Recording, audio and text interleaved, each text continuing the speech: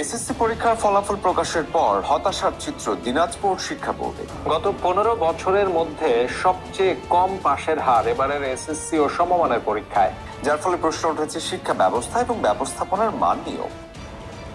এই বছর এসএসসি পরীক্ষায় প্রতি 3 জনে 1 জন শিক্ষার্থী ফেল করছে। শুধু তাই না, জিপিএ 5 প্রাপ্তির হারও কিন্তু অনেক কমে গেছে। SSC 26 batch. আমরা কখনোই চাইবো না আমাদের স্টুডেন্টদের ক্ষেত্রে এমনটা হোক, বরঞ্চ আমরা চাইবো তোমরা যাতে এসএসসিতে শুধুমাত্র জিপিএ 5 না, তোমাদের কাঙ্ক্ষিত যেই নাম্বার 90, 95 এরকম মার্কস পেতে পারো। তো এই বছর তোমরা যাতে একদম শুরু থেকেই প্রিপেয়ার্ড থাকো, এজন্য তোমাদের জন্যই একটা মাস্টার প্ল্যান গোছাচ্ছি। তোমাদের মাঝে এখন 3 ক্যাটাগরির স্টুডেন্ট আছে। প্রথম ক্যাটাগরি, যাদের পড়াশোনা করে সিলেবাসটা শেষ, এখন রিভিশন দেওয়া লাগবে আর মডেল টেস্ট দেওয়া লাগবে। সেকেন্ড ক্যাটাগরি, সিলেবাস এখনো পুরোপুরি শেষ হয় নাই, তবে তুমি হালকা পাতলা পড়াশোনা করছো, টেস্টের জন্য হোক বা টেস্টের জন্য হোক, এখন সিলেবাসটা শেষ করা লাগবে এবং তারপর রিভিশন এবং model test. And third category, যারা এখনো পড়াশোনা স্টার্টই করো নাই, এখনো বাতাসে উঠতেছে। সো 3 ধরনের স্টুডেন্টের কথা মাথায় রেখেই আমরা আমাদের মাস্টার প্ল্যানটা গুছাইছি। তোমরা যারা আমাদের একাডেমিক প্রোগ্রামে ছিলা, আমরা কিন্তু 15ই জানুয়ারি থেকে তোমাদের একাডেমিক প্রোগ্রাম স্টার্ট করছি। এখানে প্রত্যেকটা চ্যাপ্টারের একদম বেসিক থেকে 100% প্রস্তুতি কিন্তু আমরা একসাথে নিচ্ছি। আমাদের একাডেমিক প্রোগ্রামটা এখনও চলমান, আরও বেশ কিছু চ্যাপ্টার বাকি আছে। তো আগামী 15ই সেপ্টেম্বর আমাদের একাডেমিক প্রোগ্রামটা শেষ হবে এবং 15ই জানুয়ারি থেকে 15ই সেপ্টেম্বর এই কয়টা দিনে আমরা তোমাদের এসএসসি সিলেবাসের প্রত্যেকটা চ্যাপ্টার পুরা 100% প্রস্তুতি তোমাদেরকে নিয়ে দিব। তো এখন বাকি হচ্ছে রিভিশন। 15ই সেপ্টেম্বর আমাদের একাডেমিক প্রোগ্রাম শেষ হলো, এবার রিভিশনের পালা।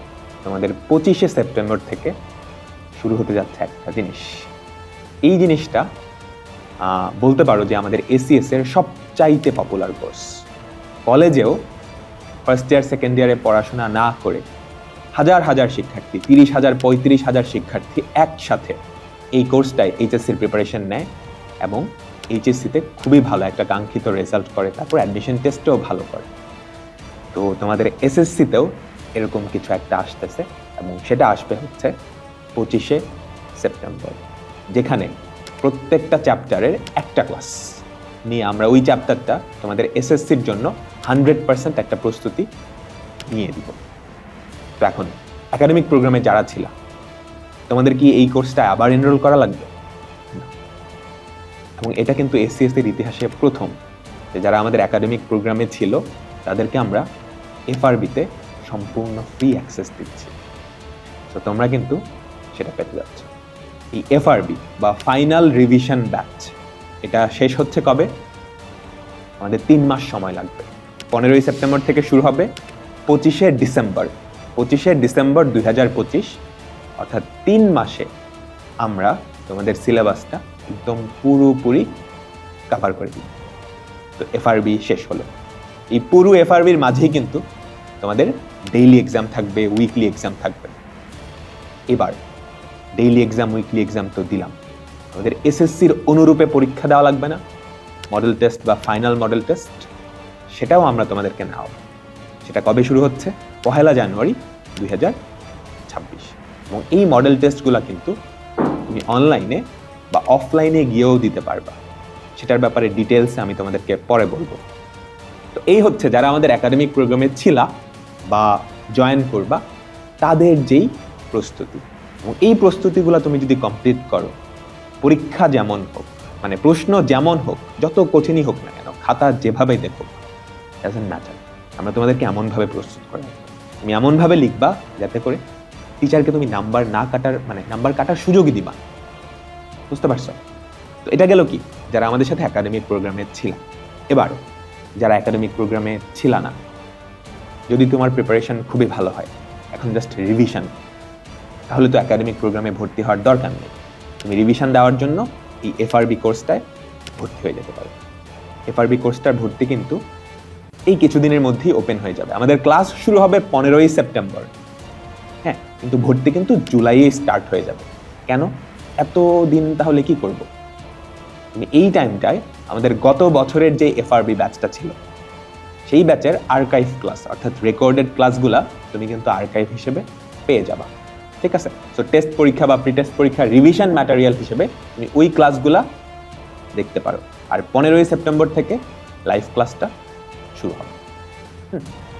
তার পরবর্তীতে তুমি এফআরবি লাইভ ক্লাস করলা, ফাইনাল মডেল টেস্ট দিলা, অ্যান্ড 100% প্রিপারেশন নিয়ে এসএসসিতে ফাটাই দিতে পারবে। আর যাদের প্রিপারেশন মোটামুটি বা বেশ উইক, তোমরা চাইলে একাডেমিক প্রোগ্রাম বা এফআরবি দুইটাই নিতে পারো।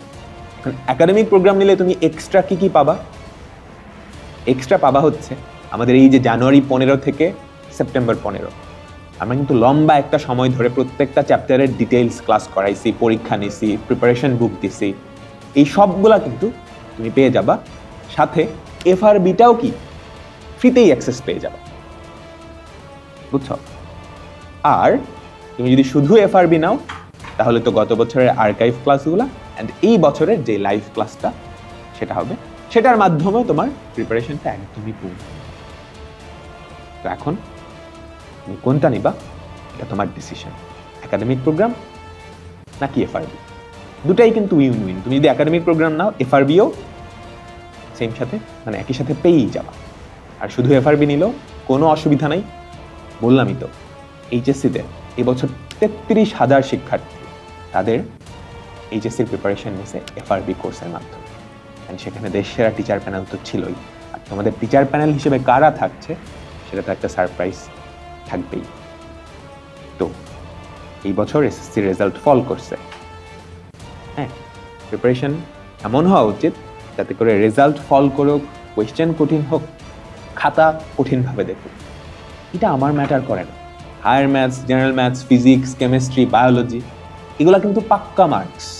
তুমি ভুল না করলে এখানে টিচার কাটবে না, নাম্বার কাটার সুযোগই পাবে না।